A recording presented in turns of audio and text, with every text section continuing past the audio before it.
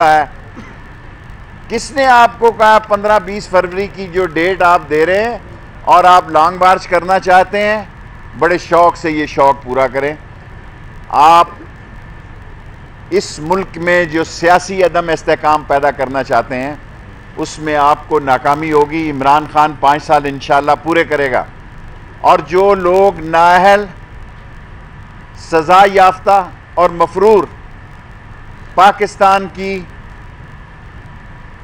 अजीम अफवाज के बारे में गलतफहमियाँ और गैर ज़िम्मेदाराना गुफ्तगू करते हैं, मैं नवाज शरीफ साहब को पहला पैगाम बतौर वज़ीर दाखिला देना चाहता हूँ। नवाज शरीफ साहब, enough is enough. That's it, that's it. हमें फ़ख्र है अपनी अजीम अफवाज के किरदार पर, हमें नाज है उनकी कुर्बानियों पर, और जो गैर मुल्की ख्वाहिशों को आप देखना चाहते हैं, आप तकमील की नज़र में देखना चाहते हैं, उनमें नाकामी होगी जनाब। 2 बातें आपने एजेंडे की हैं, 2। आप क्यों 20 फरवरी को चले गए हैं या 15 फरवरी को चले गए हैं? आए बड़े शौक से इस्तीफे दें और आप लॉन्ग मार्च करना चाहते हैं, बड़े शौक से लॉन्ग मार्च करें। हम एक मुंतखब जमहूरी हुकूमत हैं और इमरान खान की क़यादत में इंशाअल्लाह ताला इस मुल्क को आगे लेकर जाएंगे।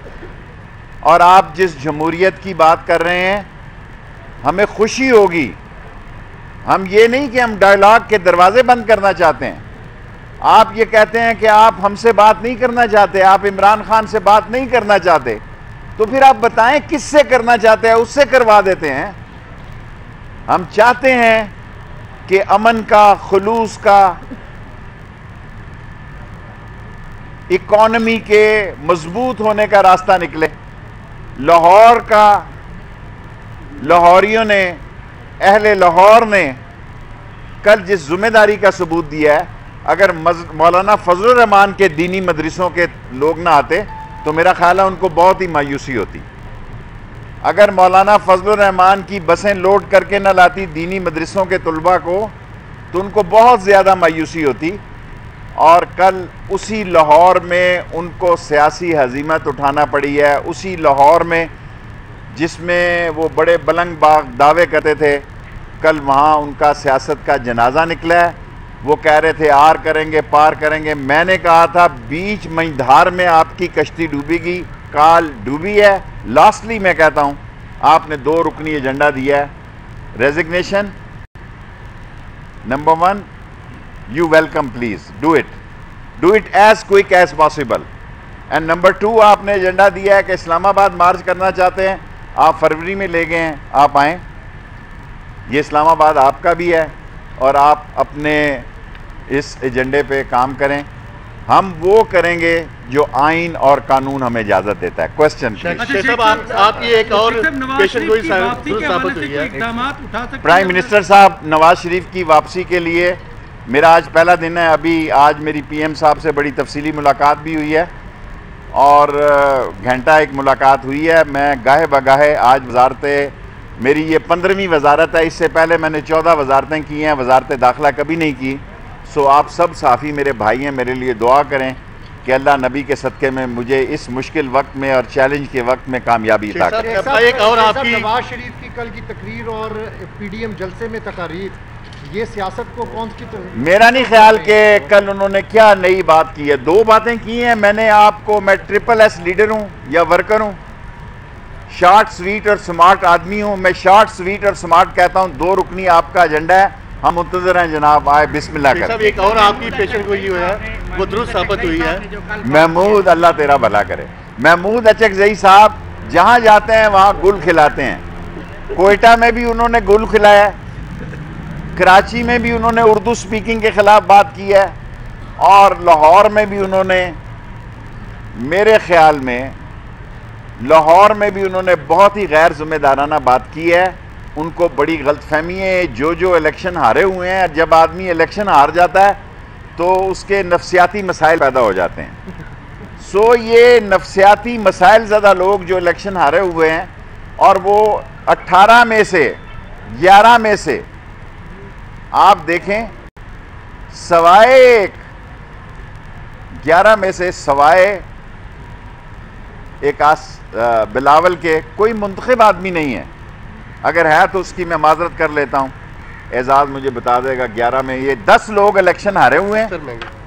अख्तर मैंगल साहब भी मुंतखब हैं, लेकिन मैंने नवाज शरीफ साहब से गुजारिश कर दी है कि ये मुल्क है तो हम हैं, ये मुल्क है तो सियासत है, ये मुल्क है तो ये सब रेल पेल है। इनको डर है कि इनकी लूटी हुई दौलत, ये क्यों जलसे कर रहे हैं, अरबों रुपया लगा रहे हैं इन जलसों पे, अरबों रुपया लगा रहे हैं। अगर ये समझते हैं तो मैं आखिरी जुमला पेश करता हूं कि इमरान खान अपनी हुकूमत छोड़ देगा, इनको NRO नहीं देगा। उसने मुझे आज हिदायत की है कि मैं ये प्रेस कॉन्फ्रेंस में कहूं, वरना मैं ये नई बात कहना चाहता। ये इमरान खान की हिदायत पे कह रहा हूं कि उसने कहा कि सूरज मशरिक से मगरब निकल सकता है, मैं इक़्तिदार में रहूं या ना रहूं, लेकिन मैं NRO नहीं दूंगा, नहीं दूंगा, नहीं दूंगा। साहब, अभी आपकी एक और पेशन गोई दुरुस्त साबित हुई है। आपने कहा था कि मीनार पाकिस्तान से इमरान खान ऊपर गया था, ये नेचुरल बात है। सवाल ये मुख्तसर सवाल करो ना, आगे किस तरह देख रहे हैं आप? मैं देखें 2 महीने का एजेंडा उनको जल्दी करने का कह दिया है, और जहां तक के सारे मीडिया को, कल उन्होंने मीडिया के खिलाफ भी बातें की। हालांकि होता यह है कि हुक्मरान मीडिया से खुश नहीं होते। कल पहली दफ़ा मैंने देखा है कि अपोजिशन भी मीडिया से खुश नहीं थी। उन्होंने कहा कि आपने 2, 4, 5 हज़ार लोग बताए हैं। फजलुर रहमान साहब ने भी कहा, किसी और ने भी कहा। हालांकि हुकूमत, कोई हुकूमत मीडिया से खुश नहीं होती, ये हमारी बदनसीबी है। लेकिन कल अपोजिशन ने अपनी हकीकत को, मेरा ख्याल है कि सोशल मीडिया उनको बताए कि कितने लोग थे वो। जी शेख साहब, आपने जिस तरह कहा कि यकीनन ये मुश्किल तरीन वक्त है जब आपको वजारत दाखिला जैसी अहम तरीन वजारत मिली है। एक तरफ वो लॉन्ग मार्च लेके अगर इस्लामाबाद में आ जाते हैं तो कानून कैसे अपना रास्ता लेगा? आप उनको दावत भी दे रहे हैं मुज़ाकरात की। तो देखें, मैंने 2 बातें की हैं।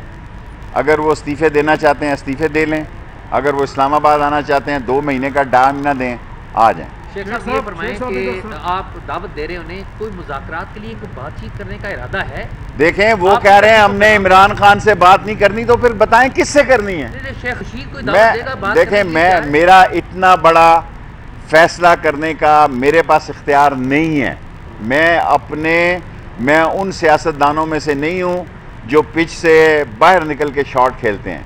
मैं लाइन और लेंथ में खेलता हूँ, और लाइन और लेंथ के मुताबिक 2 चीज़ों का मुझे कहा गया है, इस्तीफ़ा देना है आ जाएं, लॉन्ग मार्च करना है बात के लिए तैयार नहीं। आपको ऐसे कौन से बड़े टास्क मिले हैं जो आपको बात करने पड़ेंगे और पता चले कौन को कि कुछ तब्दीली आ गई है? देखें, इंटीरियर मिनिस्ट्री टास्क का नाम है, और ऐसे वक्त में जब मुल्क में, इस मुल्क को अंदर से इंतशार पैदा करना किए जा रहा हो, दहशतगर्दी के वाक़यात हो रहे हों, लोगों की जानों को ख़तरा हो। कल आप देखें थाना गंजमंडी में ब्लास्ट हुआ है, 4 दिन पहले थाना पीर वदाई में ब्लास्ट हुआ है, और हम इनको बार बार समझाते हैं। ये बात मैं उस मीटिंग में मौजूद था जब शहीद बेनज़ीर भुट्टो को भी समझाई गई थी, लेकिन उन्होंने भी अना में और ज़िद में कहा कि देखी जाएगी, और उनकी गाड़ी के ऊपर जो उन्होंने जगह बनाई बाहर निकल के फ़ोटो के लिए, वो उनकी जान लेने के मौजब बनी। सो कानूनी आइनी तरीके से इंशाअल्लाह ताला पाकिस्तान में अमन व अमान को बहाल करेंगे। वज़ीर-ए-आज़म बातचीत के लिए तैयार है? वज़ीर-ए-आज़म बातचीत के लिए तैयार है? NRO और NAB के अलावा हर किस्म की बातचीत के लिए तैयार है। इस पे वो बात करने के लिए तैयार है। FIA को मैं देखूंगा, शहजाद अकबर जिस चीज़ को देख रहे हैं एहतसाब को वो वही देखेंगे। आप चाहते हैं कि उसमें भी मैं घुस जाऊँ? मनी लॉन्ड्रिंग के केसेस और दूसरी चीज़ें, एहतसाब की चीज़ें और माल बनाने वाली चीज़ें, और जितना इन्होंने गुल कपाड़ा किया हुआ है, माल खाया बनाया है, वो ये क्या नाम है इसका, शहजाद अकबर देखेगा। सेक्रेटरी दाखिला बहुत जबरदस्त आदमी है, I appreciate him, I know him well.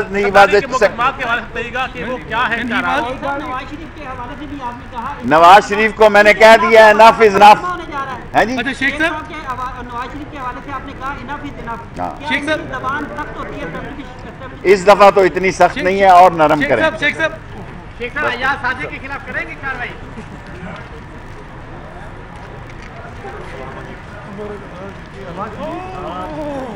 मैं क्या